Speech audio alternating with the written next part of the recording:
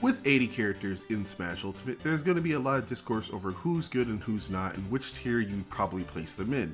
I'm just going to make an argument for the characters I think that people consider to be mid-tier that really aren't.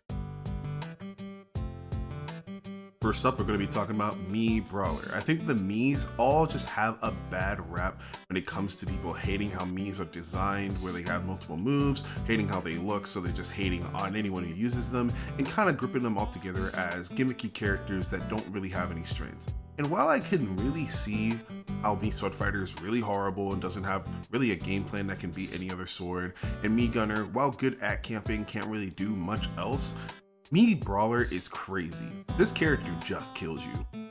There are so many early percent setups that obliterate every character in the game and multiple moves that just demolish stocks. While it can be a bit weird to get the kill sometimes because if you don't get the right approach option, you probably are just gonna get camped.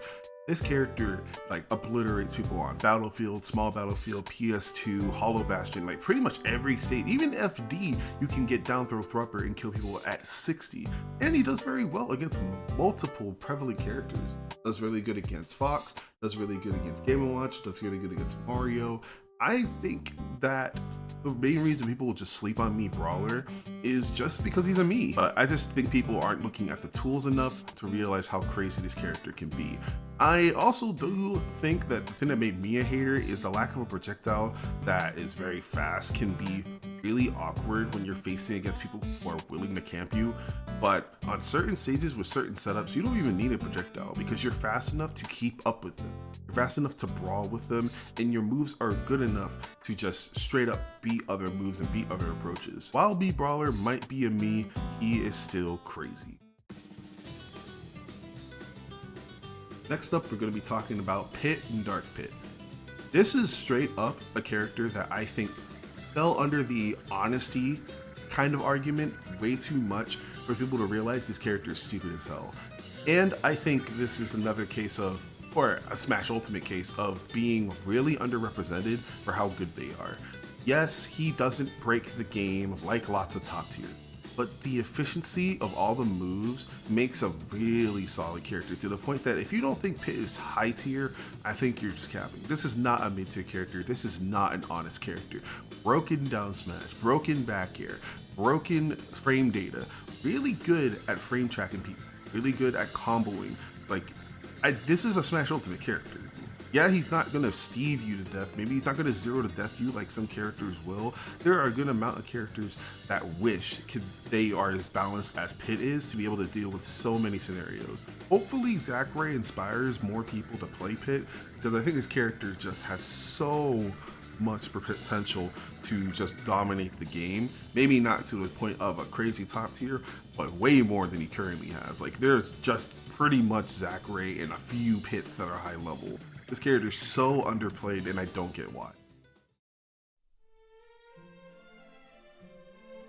Next up, I'll be talking about Hero, and I'll be honest, this was one of the characters that I definitely underestimated when he first came out. I thought his aerials were so slow. I thought you had to spend too much time trying to read against characters who will be running at him. I thought the game plan to beat him was very obvious, but I'm gonna be honest, the better the Hero players got, the more I can see the potential of this character. It isn't just about getting lucky, it's that you can set up into getting lucky situations so well. Your combos into your broken stuff are so good. The side B is one of the best neutral tools in the game. It goes super far and does a ton of damage. He has a lot of situationally broken scenarios, like he was completely locked down, like projectile characters with bounce. He will make it hard for brawler characters to deal with him with Accelerato. He has range from like all distances on the map, and of course then you have the luck where he gets crit smash attacks and you die 30, or he combos into it with his flame into up smash that kills you at 45, or he does up B out of shield and kills you with a forward smash on a platform. There's just so many tools Hero has to be able to, aka like quote unquote cheese a stock, even though they're just Drew confirms that he can either do a lot of damage or kill you. Now, I do think he still has his issues. His recovery, while seemingly broken because of Zoom, still has the issue of being able to be edge guardable for certain characters. That's why characters like Rob do so well against him, since they can stop it before he can actually hit him. And other than a few matchups where everyone has bad matchups in this game, you can see that he really can adapt to make everything not as bad as it should be. I used to think his base moveset was such a problem, but now that I see the light, I can see him being high tier, or maybe even higher, with more development, with more heroes. Of course, we have, pronouncing, but his name is kind of hard, Akakatsu is on screen, and then we have Beast Mode Paul. Both put it in work for the character, and maybe the heroes online have something that we all didn't have. But this character's nuts. I just don't see how people can put him in mid tier anymore. He's definitely a crazy character. Next up, we'll be talking about Toon Link. Toon Link, to me, at the beginning of the game, felt like the weakest of the Links. He didn't have the broken combos that Link had. He didn't have the speed and survivability of young Link's, crazy mashing tools. But I do believe Toon Link is honestly the balance in might be the best of the three Links. He has such good frame data. He has such, his power is actually crazy. Up tilt to up air and bomb to forward air and combos into those two, just doing them raw, are so powerful. Way more powerful than you may expect, that he actually ends up killing most consistently of the three Links. He still has the speed that he needs to be able to combat people. His bomb could be really annoying. He still has the small hurt box that can make it tough to lock him down, and I do think that he just has so much potential. I don't see how people think he's still mid-tier. I get where they're coming from, where, oh, he might not be the most played, but the ones you do see are not doing too bad. There are amazing young Toon Links out there. I'm pretty sure level 1 was the one to defeat Spargo in a perceived matchup to be horrible, where he's fighting Cloud, and even the bigger sword characters just can't really lock down the speed as well as they think he can. Pyramithra can still be a hard matchup for them, just because Mithra can just swing through most of Toon Link stuff. But if you don't have the speed and the sword to deal with that, you're gonna have a bit of a hard time. I think this character is nuts.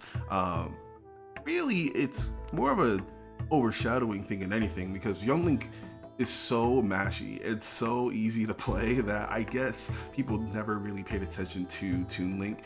But the more that the meta develops, I think we're gonna see more and more Toon Links showing out. And finally, we're going to be talking about Luigi. Is Luigi a mid-tier? Does he have a recovery that's exploitable? Yes. Is he slow in the air? Yes. Does he have a bit of an issue when it comes to getting off ledge? Yes. And yet, we have a Luigi player who's probably top 5 in the world. This character is the embodiment of those 0 to death. Every character in Smash Ultimate is just a different type of Luigi to people now. Kazuya is just grounded Luigi. Yeah, Meta Knight is aerial Luigi. It's just Luigi's. And you know why? It's because Luigi's damage is insane. He has so many broken combos. He has a broken combo breaker that scoops you from a mile away, kills, and comes out frame 1. He has amazing zoning for a brawler type. Having Plunger can actually make it really tough to get in on him, and it combos into stuff. It combos into grab, it combos into up B. Of course, he has his infamous 0 to death to come back from any deficit he would have. Yeah, you might think using your projectile character can just deal with him, but what if you get grabbed? Oh, you might think, oh, the sword can outspace him, but what if you get grabbed? Oh, you might think, oh, I'm just beating him up and I'm winning and I'm destroying him, but what if you get grabbed? And he will go for it. He has combos into it. He has great spacing for it. It's really big. Pivot grab's dumb. You're going to die because every character in the game is gonna get 0 to death by Luigi. He has the 0 to death on everybody. Luigi's crazy. I think, yeah, if you're fighting a bad Luigi, you're gonna be able to gimp him. If you're fighting a bad Luigi, he might just be spamming grab too many times.